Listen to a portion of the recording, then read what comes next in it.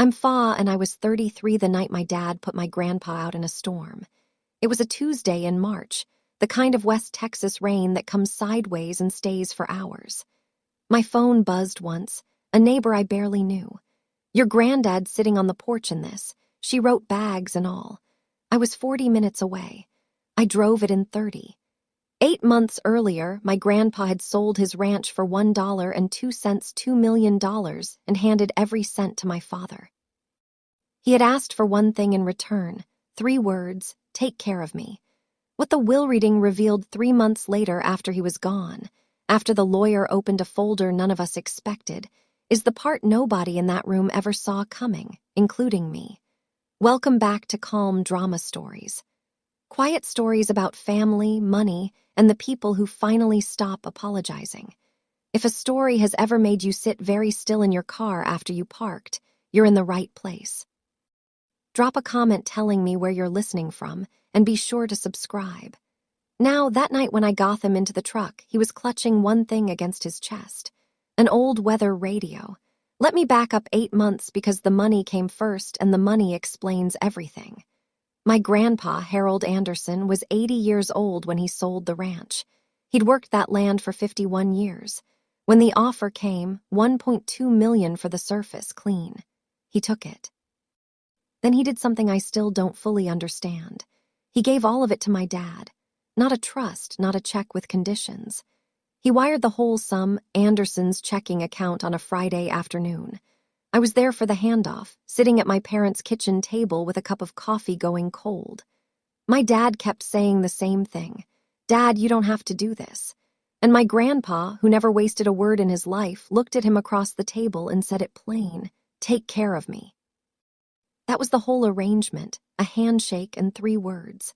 My mother, Linda, had her arms folded the entire time, nodding like she'd negotiated it. I remember thinking it was strange that a man that careful would hand over everything on a promise. So I asked him, "Grandpa, why didn't you put it in writing?" He smiled at me, the slow one he saved for when he thought you were almost asking the right question. "Some things you write down, Faye," he said. "Some things you find out." I didn't know what that meant. I figured it was old man talk, the kind that sounds like wisdom and means he didn't want to deal with a lawyer. I was wrong about that. The way I was wrong about almost everything that year. He folded his hands over that weather radio on the table and didn't say anything else. "The check cleared by Monday.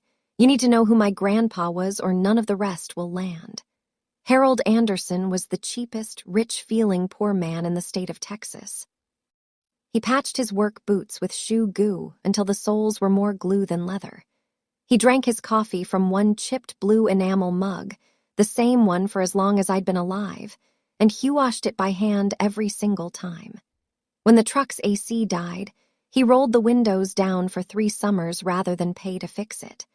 We all thought the ranch was the whole of him.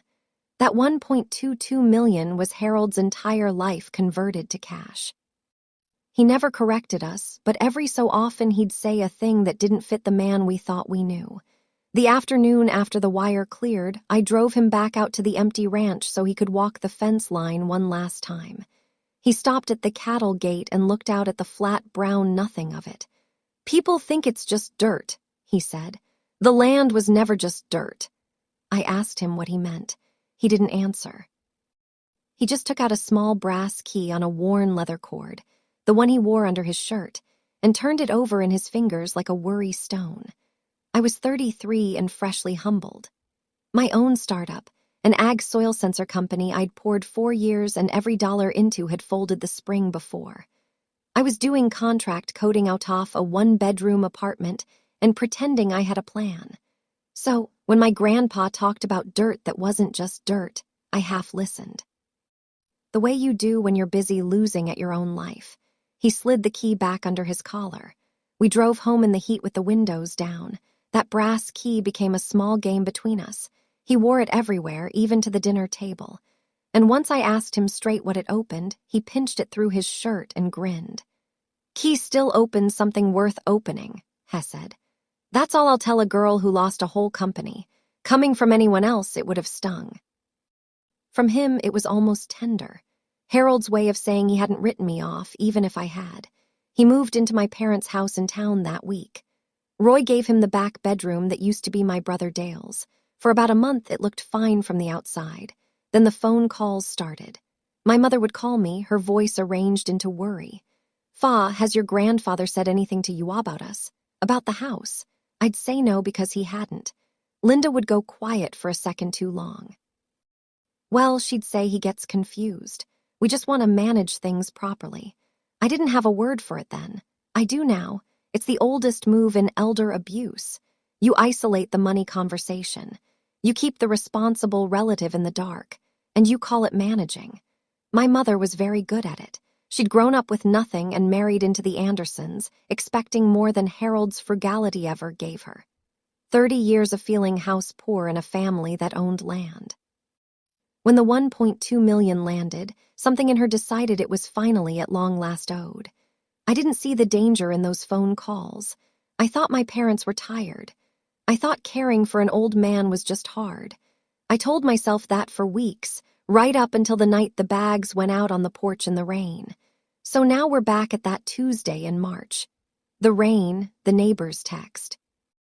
I left a video call mid-sentence, grabbed me keys, and drove the 40 minutes to my parents' house with the wipers losing the fight the whole way. When I pulled up, my grandpa was sitting on the front steps under the porch light. 2 canvas bags beside him already soaked through. That same weather radio held against his chest like a child holds a stuffed animal. The antenna up, the little speaker crackling out a storm advisory nobody needed because the storm was right there. The porch light was on. The house lights were off. They'd put him out and gone to bed. I came up the walk and my father opened the door before I could knock like he'd been waiting to explain himself. "Faye, it's not what it looks like. Roy said there's a wait list at Sage Meadows, where just my mother appeared behind him in her robe. We took him to the curb so the transport van could find him easy," she said. In the morning, in a thunderstorm at 10 p.m., I asked them how long he'd been outside. Roy looked at the floor. Linda lifted her chin. "He's not our problem anymore," she said. "We did our part." "There's no van," I said. "There's no Sage Meadows. There's just an 80-year-old man in the rain." Nobody answered me, so I stopped talking to them. I went back down the steps, crouched in front of my grandpa, and put my hand on the cold radio. "Hey," I said, "let's get you out of here." He looked at me. And for a man who'd been confused all month, according to my mother, his eyes were perfectly clear. "Take care of me," he said. "Quiet." Not a plea, more like he was handing something off.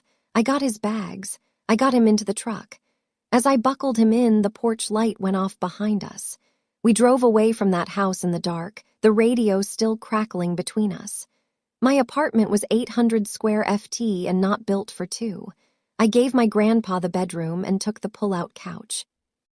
That first night, I peeled him out of wet clothes, got him into one of my old company t-shirts, and set him up with extra blankets while the radiator clanked. He didn't complain. Harold never complained.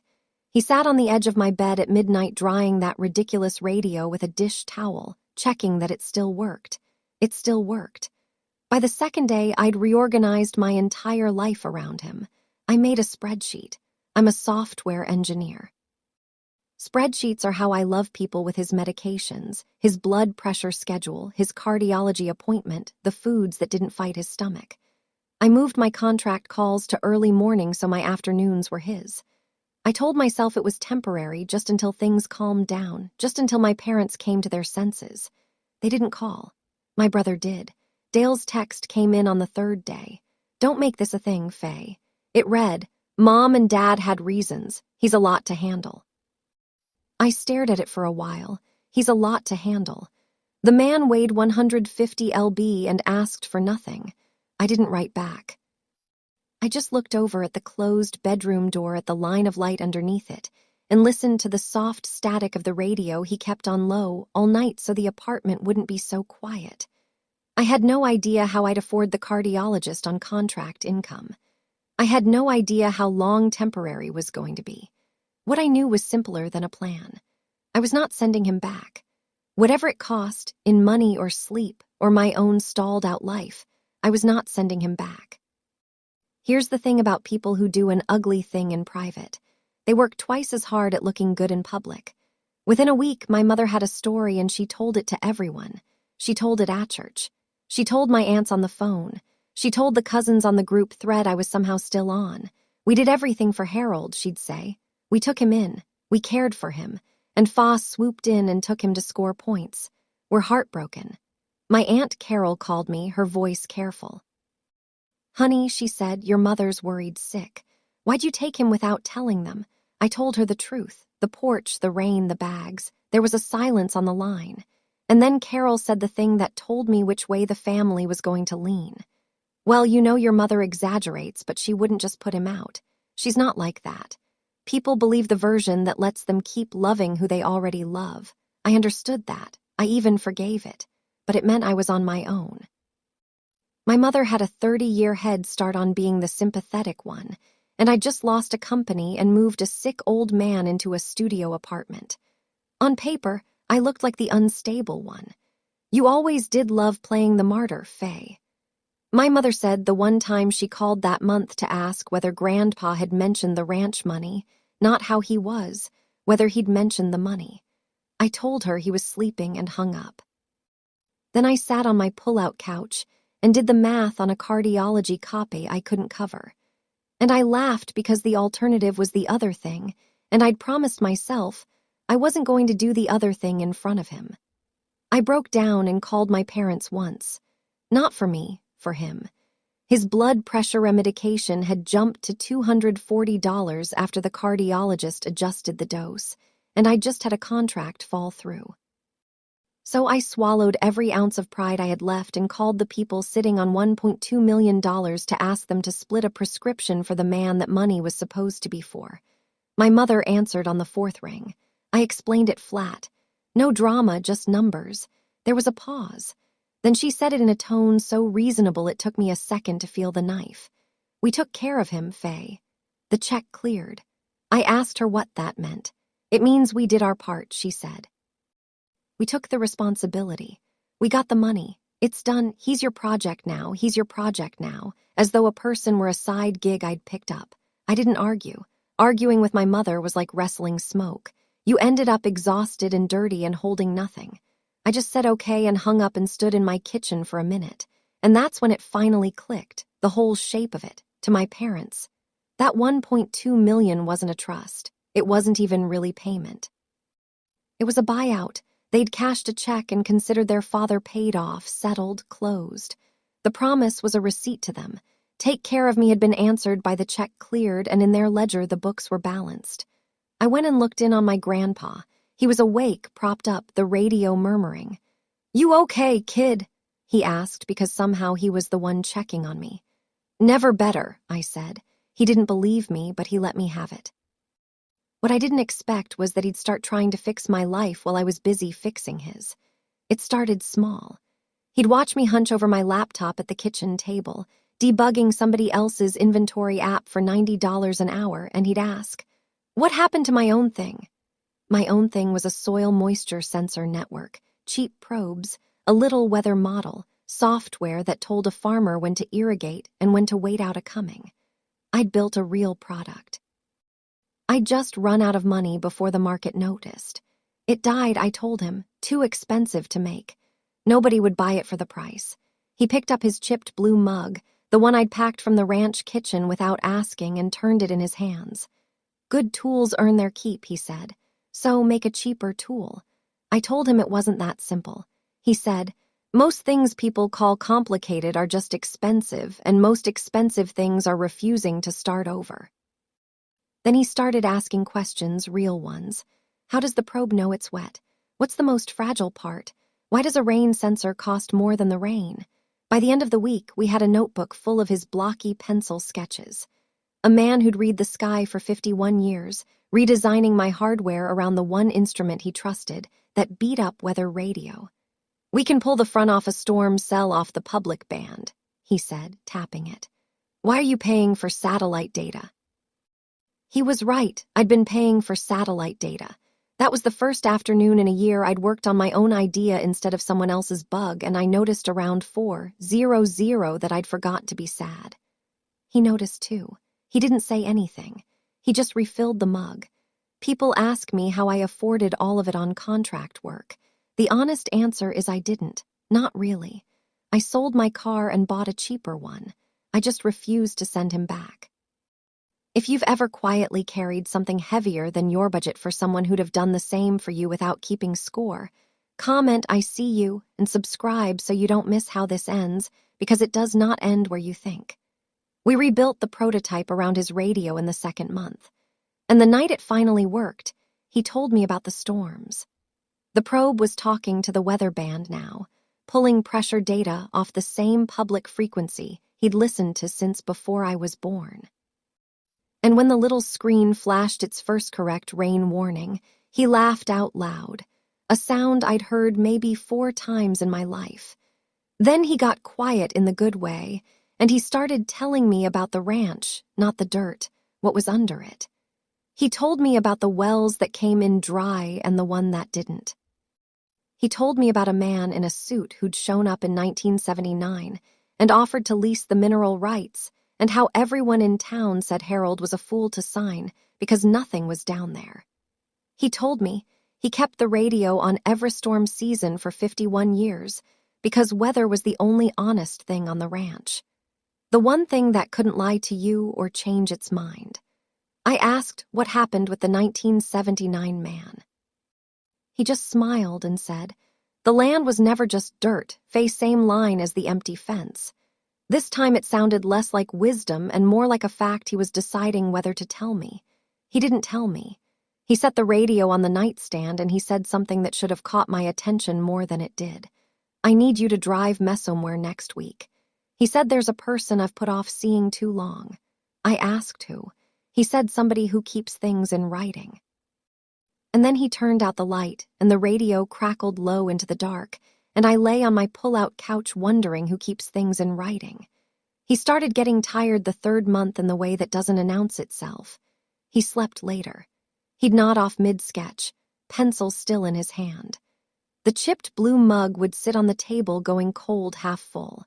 And that more than anything scared me because Harold Anderson had never in his life let a cup of coffee go to waste. I made his appointments closer together and told myself the cardiologist would have a tweak, another dose, another fix. I picked up 2 more contracts to cover the visits and ran on 5 hours of sleep. And I got short with a client and I lost that contract too. And I told no one because there was no one to tell. That was the trap I was in. The one I didn't see from the inside. I'd built my whole self around being the one who handles it. And handling it alone had become its own kind of pride. I wouldn't ask my aunts. I wouldn't ask Dale. I wouldn't have asked my own reflection for a glass of water. So I just absorbed it, all of it, until my hands shook a little in the mornings. One afternoon, my grandpa watched me count his pills into the daily organizer with my jaw set tight, and he reached over and stopped my hand. "You're doing the thing," he said. "What thing?" "The thing where you carry it so nobody sees the carrying." I told him I was fine. He gave me that slow smile. "So am I," he said, which we both knew was a lie, and somehow that made it easier. 2 liars at a kitchen table refusing to be sad together. That night he asked again about the appointment. "Next week, I promised." He nodded and closed his eyes, and his breathing went slow and even, and I sat up. Watching the line of light under nothing, listening to him sleep, I found it while I was sorting his medications. He had asked me to refill his pill organizer from the bag of bottles he kept in the nightstand drawer. And when I pulled the bag out, something slid out with it and landed on the floor. A sealed envelope, the heavy cream kind, and a small printed appointment card paper clipped to the front. The envelope had a name and address embossed in the corner. Margaret Ellison, attorney at law, estate, and trust. The card had a date and a time, 11 days out, and below it in handwriting that wasn't my grandfather's, a note. "Bring the key." I sat back on my heels and held it. I didn't open it. I want you to understand that because I've thought about it 100 times since the man had given away $1.2 million and gotten thrown out in the rain, and his granddaughter, broke and exhausted, found a sealed envelope from an estate attorney in his nightstand and did not open it. It didn't even tempt me. Some doors a person opens on his own. I clipped the card back on and slid the envelope into the drawer exactly where it had been. And when I went to put the bag away, I saw him watching me from the bed. He'd been awake the whole time. He looked at the drawer, then at me, and his hand went up to his collar and closed around the brass key on its leather cord, the way you'd hold a thing you were finally about to use. "You'll drive me Thursday," he said. It wasn't a question. I said I would. I didn't ask what was in the envelope. I didn't ask what the key opened. I just memorized the date. The 11th day, 11:00 a.m. Margaret Ellison, and I held it in the back of my mind like a stone in a pocket for everything that came after. Thursday, I drove him into town to a low brick office building with Margaret Ellison's name on a brass plate by the door. He'd dressed for it, a pressed shirt, his good boots, the patched ones left at home. He took the brass key off from around his neck in the truck and held it in his fist the whole walk-in. I offered to come back for him. He said, "Sit." So I sat in the waiting room with a styrofoam cup of bad coffee and watched the men at hand. 53 minutes. When the door opened, he came out steadier than he'd gone in. The way a man walks when he set something down he'd been carrying a long time. The attorney walked him out. Margaret Ellison, mid-50s, reading glasses pushed up into iron gray hair, a handshake like she meant it. She looked at me a beat longer than a stranger should, or it wasn't a guess. I said I was. She nodded once like that confirmed something and told my grandfather she'd take care of the rest. In the truck, he buckled himself in and looked out the windshield at the parking lot for a long moment. "I fixed something I should have fixed years ago," he said. I asked him what. He turned the brass key over in his fingers, then slipped it back under his collar. "You'll find out," he said. "Same as always."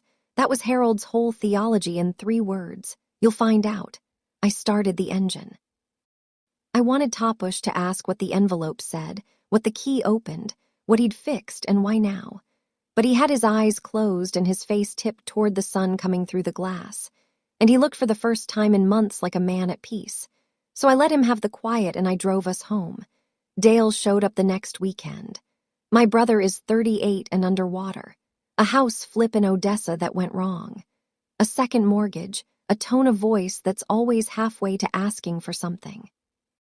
He brought a gas station bouquet and a smile and the transparent intentions of a man who's done the arithmetic on a dying relative. He sat with Grandpa for 10 minutes, mostly talking about himself, then found me in the kitchen. "So, how's he doing?" "Really?" Dale said, and I knew really meant financially. I said he's tired. Dale lowered his voice. "Listen, somebody should have power of attorney for his protection. I think it should be family, me and Mom and Dad. Keep it simple. Keep it simple." I told him my grandfather managed himself just fine. Dale's smile thinned. "Faye, there's stuff you don't know about. He's got assets nobody's tracking, and if he goes without it sorted, it's a mess for everybody." I asked, "What assets?" He looked at me like he'd said too much, then waved it off. "The ranch money," he said. "Mom and Dad's money." But it caught assets nobody's tracking, plural, like there was more than the 1.22 million. I filed it next to the stone already in my pocket. After Dale left, I checked on Grandpa. He'd heard every word through the thin wall, of course. "Your brother wants my signature," he said. I told him nobody was getting his signature he didn't want to give. He chuckled low and dry. "Oh, they'll get a signature," he said, "just not the one they're after." I asked what that meant. He patted the radio on the nightstand like an old dog. "Turn this up, would you?" he said. "There's weather coming." And there was. 3 days out on the long-range band, the first spring storms rolling up out of the Gulf. Though by the time they hit, everything had already changed. The last fully good night we had was a Sunday. He felt strong, ate a real dinner, sat up at the kitchen table while I soldered a new Probble lead. The radio played a baseball game low. He watched my hands work for a while, and then he said, "The thing I've kept folded up and carried ever since." "You never once asked me what was in it for you," he said. I looked up. He was turning his mug slowly on the table. "Your parents the day of the wire, your brother last weekend." First question out of all of them was always, "What's in it for me? You've had me 3 months. You sold your car. You haven't asked once." I told him there was nothing to ask about. He shook his head slowly. "That's the whole thing, Faye." He said that's the entire thing. I didn't know what to say, So I said the true thing, the small one. I didn't take you in for a reason. I took you in because it was you. He was quiet a long moment. Then he said it and he flipped my own grandfather's 3 words around so they pointed back at me. You did take care of me, he said, past tense, like he was closing a book he'd been reading a long time. I made some joke about how the job wasn't done yet. Eat your vegetables. And he let me. But something had settled in him. A stillness I mistook for peace and only later understood was a mannerism somewhere. He went to bed early. I tucked the blanket and turned the radio down, not off the way he liked. At the door he said, "Good night, kid." I said, "Good night, Grandpa." Those were the last ordinary words we traded. I didn't know that. He might have. I'm going to tell you what the lawyer read out loud, and I promise it's worth the wait. But first, if you have an aging parent or grandparent and you've never once put your care arrangement in writing, take this as your sign. A handshake is not a plan. A cleared check is not a contract. Comment noted if you needed to hear that today. Hit subscribe and stay with me because this is where it turns. He didn't wake up on a Wednesday morning. I knew before I opened the bedroom door. The way you know a house is empty the second you step in. He'd gone in his sleep sometime in the small hours with the radio still murmuring on the nightstand and the chipped blue mug rinsed and upside down on the drying rack where he'd left it the night before.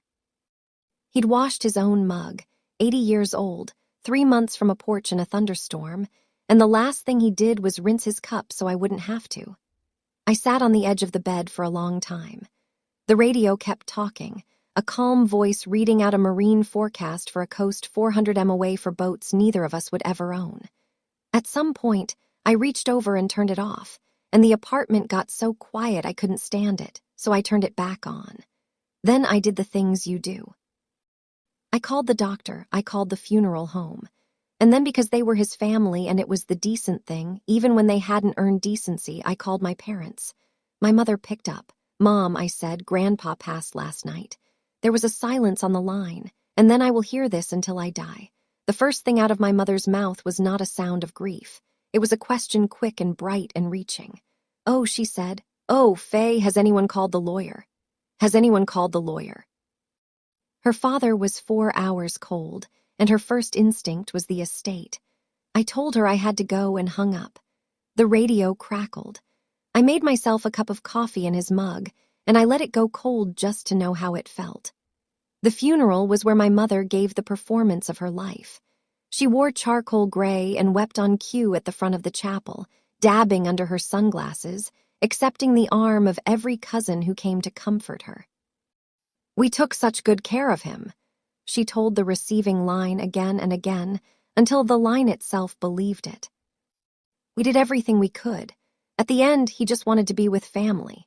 People nodded. People held her hands. My Aunt Carol shot me a look across the room that said, "See, she's devastated. How could you have thought?" I stood off to the side in a black dress I'd bought for a startup pitch I never gave. And I said nothing because there is no winning a grief contest against a woman willing to cry at her own crime. Dale gave a eulogy about the value of hard work that was somehow mostly about Dale. My father didn't speak. Roy sat in the front pew with his hands between his knees and his eyes on the floor. And twice I saw him glance at the casket and then look away fast like it hurt to be seen looking. That was the first crack I noticed in him. I tucked it away too. After the service, while the crowd thinned, a woman in iron gray hair came up the aisle toward me. Margaret Ellison in a navy suit, a leather folder under her arm. She offered her condolences, plain and real. And then she handed me a card with a date and time on the back. "The reading of the will," she said. 10 days out, my office. She held my eyes. "Your grandfather asked that everyone be in the room." She said everyone. And then she did the strangest thing. She glanced once at my mother across the chapel, looked back at me and nodded. A small private nod, the kind that means I know something you don't yet. The 10 days before the reading were their own slow weather. My mother's story hardened into family fact. Faye took advantage of a confused old man. Faye isolated him from his loving son. Faye is after the estate. The irony of that last one coming from the woman whose first question over her father's body was about the lawyer could have powered a small city. The cousins took sides. Aunt Carol called to suggest gently that maybe I should let the family handle the wool stuff and not make a scene. A scene. I'd made a casserole every night for 3 months and lost 2 contracts and a car. My mother created a chapel, and that was grief. I refused to argue, not because I was a saint. I wanted to scream the truth into the group thread until my throat gave out. I refused because I'd watched my whole family spend 8 months proving that the loudest version wins, and I had decided I was not going to fight on their field. Let them talk. The talk wasn't the trial. The talk was just talk. I'm not going to argue about a man I actually showed up for. I told Carol and I hung up before she could make it a scene about how I'd made it a scene. In the quiet apartment, I kept his radio on. I kept his mug on the windowsill, and I kept the brass key because 3 days after the funeral, sorting the last of his things into a donation bag, I'd found it not on its leather cord around his neck, where it had lived for months lying loose in the nightstand drawer on top of a folded slip of paper in his blocky pencil hand. "Give this to Margaret," it said. So I would. 10 days felt like a year. The storm on the long-range band kept building. The morning of the reading, I did something that probably sounds strange. I put his weather radio on the passenger seat of the truck and buckled it in. I know how that reads. I'm an engineer. I don't believe a radio carries a soul. But I'd driven him to the lawyers once already with that thing crackling between us. And I wasn't about to do the last drive with the seat empty. So the radio shotgun antenna up, reading out a severe thunderstorm watch for the whole county. The storm we'd been tracking for days, finally arriving. The brass key was in my coat pocket, wrapped in his pencil note. I'd thought about what had opened the entire 10 days and got nowhere. A safe, a locker, a drawer in some office that had been his all along. I parked outside Margaret Ellison's low brick building as the first fat drops hit the windshield. My parents' Buick was already there. So was Dale's truck, the one he couldn't afford. I sat for a second with my hand in the radio's warm plastic case. Whatever's in there, I told it like an idiot, like a grieving idiot. We did our part. Then I turned it off and the cab went quiet. And I picked up the key and the note and went inside to learn what my grandfather had spent his last clear afternoon putting into writing. The waiting room smelled like rain and toner. My mother sat with her ankles crossed and her chin up, already wearing the face of a woman about to be vindicated. Dale bounced his knee. My father sat slightly apart, staring at heck carpet. And when I came in, he looked up at me with an expression I couldn't read, something between dread and apology, and then looked away. While we waited to be called in, my mother couldn't help herself. She never could. She leaned over to my father and said, "Just loud enough for the room." "Well, there's not much to read, is there?" The man gave it all away to us. She said, "Us like a small flag planted on a hill." Dale snorted softly. "Probably the truck and that junk radio," he said, and glanced at me because he'd seen me carry it in. Let me tell you what they believed walking into that room, because it matters for what happened. They believed the 1.22 million had been the whole of Harold Anderson. They believed they already had the money free and clear, the buyout complete. They believed today was a formality, a reading of a short will that left a dead frugal rancher's odds and ends to whoever wanted them, and that the only open question was whether I'd try to grab the mug and the radio for sentiment. They had no idea. None of them. They'd spent 30 years standing on top of something and calling it dirt. The inner door opened, and Margaret Ellison stood there in her navy suit with the leather folder. She looked at all of us one by one, and her gaze stopped on me last. "Harold updated everything 8 weeks ago," she said. The whole room went still. 8 weeks. My mother's smile flickered. 8 weeks ago put it after the porch, after the rain, after he'd moved into my 800 square feet and started sketching sensors and asking who keeps things in writing, updated everything. Margaret stepped back and held the door. "Please," she said. "He asked that I read it with all of you present. He was very clear about that." We filed in. The rain hit the windows hard. The conference room was small. A long table, 8 chairs, a window streaming with rain, a metal credenza against the far wall. My Aunt Carol and one of the cousins had come too, as witnesses Margaret had apparently asked for. We sat, my mother and father on one side, Dale beside them, me across, the relatives at the foot. Margaret took the head of the table and set down the leather folder, and beside it, a second thing, a long gray metal file cabinet drawer. The lockbox kind that she'd lifted up onto the credenza. It had a small keyhole. I felt the brass key in my pocket like it had gotten heavier. Before I read the document, Margaret said, "Your grandfather left an instruction." She slid a folded note across to me. I opened it. His pencil. "Faye," it said, "open it when she asks. The key is yours." So I stood and I walked to the credenza, and with every eye in that room on me, I took out the brass key on its worn leather cord and fitted into the lock. It turned like it had been waiting 51 years. Inside the drawer was a single accordion file, thick labeled in his blocky hand. The land. I carried it to the table and set it in front of Margaret. My mother's voice came out thin. "What is that?" Margaret opened the file, put on her reading glasses, and looked around the table over the top of them. "This," she said, "is what Harold Anderson actually owned."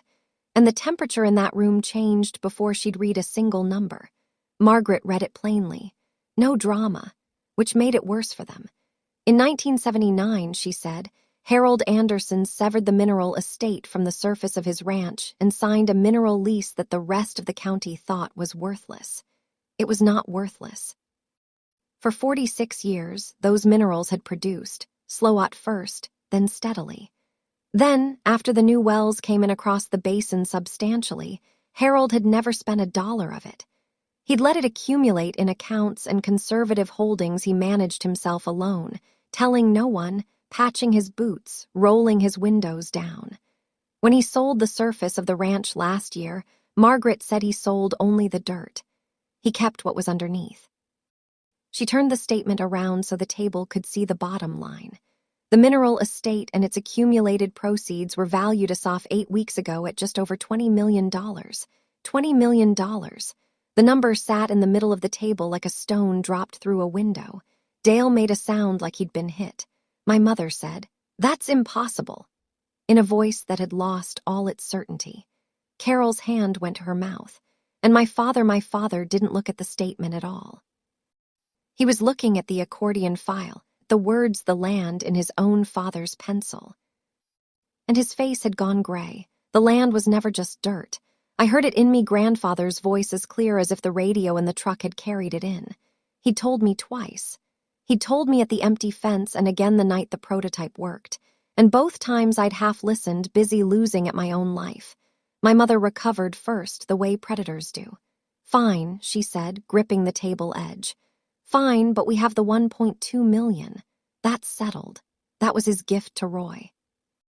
Margaret let her finish. Then she drew a single page from the file and laid it flat. About that, she said, Harold documented the transfer of the 1.2 million in this estate plan. He recorded it not as a gift and not as payment for care because no caregiver agreement was ever signed. He recorded it as an advance against Roy's share of the estate. An advance. My mother didn't understand the word yet. I watched it land on her in stages. Margaret made it simple. "It means," she said, "the 1.2 million has already been counted. It comes off the top of what Roy was to receive.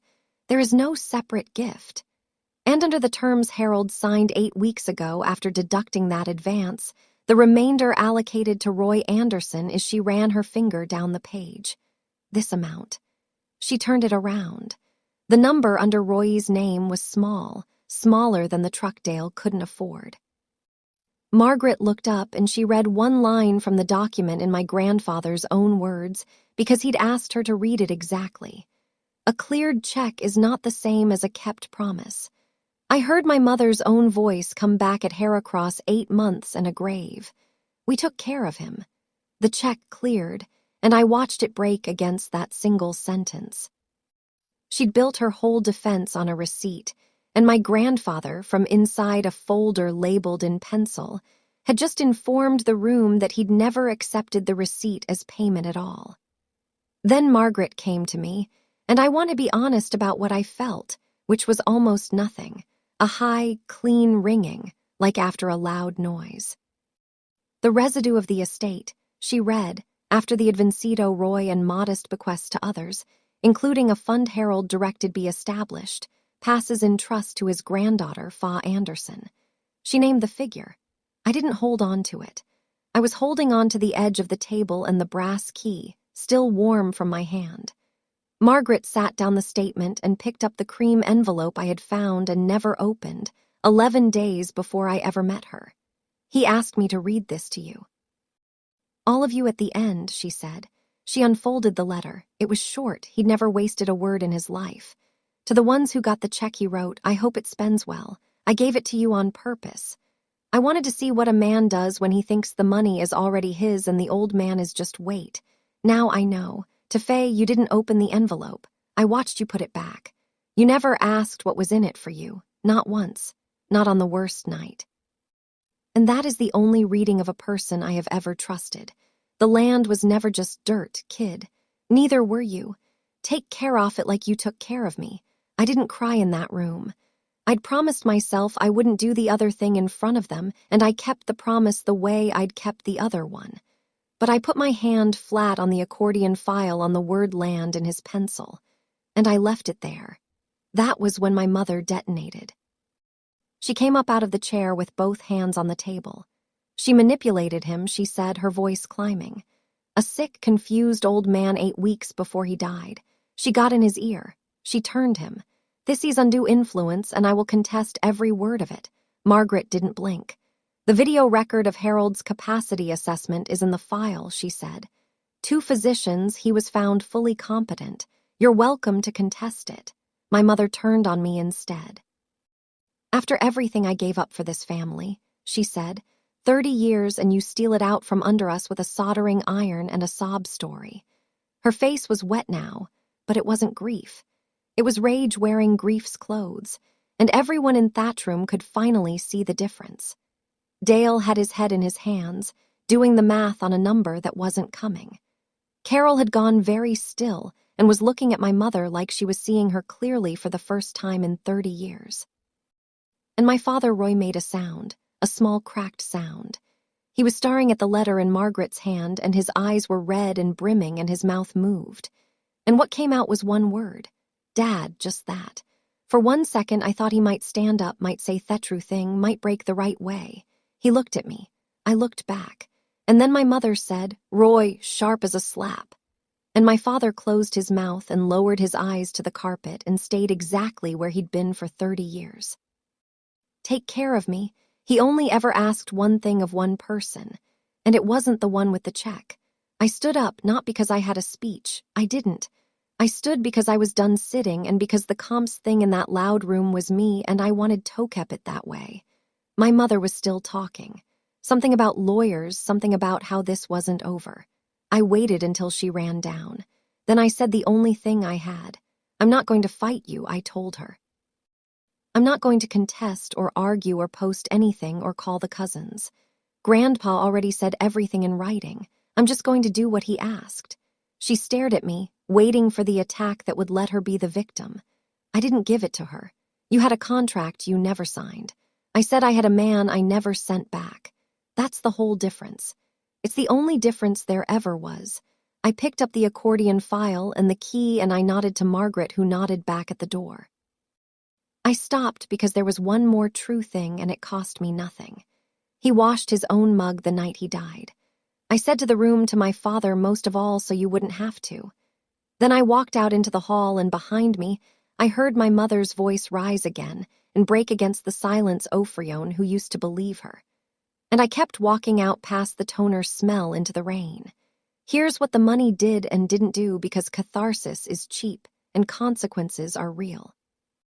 My parents kept their $1.2 million. It was already spent down a fair amount. A new Buick, a kitchen remodel, the down payment on Dale's failed flip.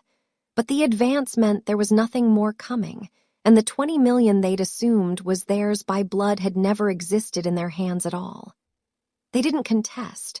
Margaret made a quiet call about the capacity assessments and the second physician, and the fight went out of it before it started.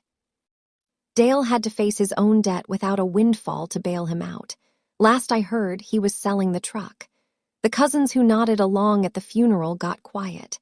Aunt Carol called me a month later, and the first thing she said was, "I'm sorry, Faye." I believed her because it was easier. The version of my mother that had run our family for 30 years, devoted, deprived, devastated, didn't survive that conference room. People had watched her stand over the word land in her dead father's hand and call her own daughter a thief. You can't take that back with charcoal gray and sunglasses. She'd said on a porch in the rain, "He's not our problem anymore." She was right in the end, just not the way she meant it. None of them were my problem anymore. I was the one with the file labeled the land and the brass key and a letter I'll keep until they bury me. I'd love to tell you I felt triumphant. I didn't. I drove home in the storm with his radio reading out the all clear as the cells moved east, and I sat in the parking lot until it passed, and I felt the specific quiet grief of having won something I would have traded back in a heartbeat for one more bad cup of coffee with a stubborn old man. It's been a year. I did what he asked. The trust funded the thing he and I started at my kitchen table. The cheap soil and storm sensor redesigned around his ridiculous weather radio. The one that pulls a coming rain off the public band so a farmer doesn't have to pay for the sky. We sell it now at a price a real farm can afford, which was always his whole point. Good tools earn their keep. And the fund he wrote into the will, I run that too. It's small and it's specific. It helps families who can't afford care keep an aging parent at home instead of on a porch. We call it the Herald Fund. No plaque, no gala, just rent covered and prescriptions filled for people the check-clearing kind of family decided were a problem. His radio sits on my workbench, still on, still murmuring weather to a room that mostly ignores it. The chipped blue mug holds my pens. The brass key hangs on a nail by the door. And some mornings I touch it on my way out, the way he used to turn it over in his fingers. Key still opened something worth opening. He was right. It opened a drawer and a number and the truth. But mostly it opened the part of me that had stopped believing showing up for someone counted for anything. A check can clear in a single second, and people will tell you that settles the account. But keeping a promise takes the rest of your life. And in the end, that's the only ledger anyone reads out loud in a room that goes silent. That's my story. One stormy night, one sentence. Take care of me. And a will that finally set it back. If this reminded you that love is something you do, not something you wire, take it as a sign. Call the person who once showed up for you while you still can. And if Somione in your life needs to hear this, share it with them. Drop a comment, hit subscribe, and I'll see you in the next one.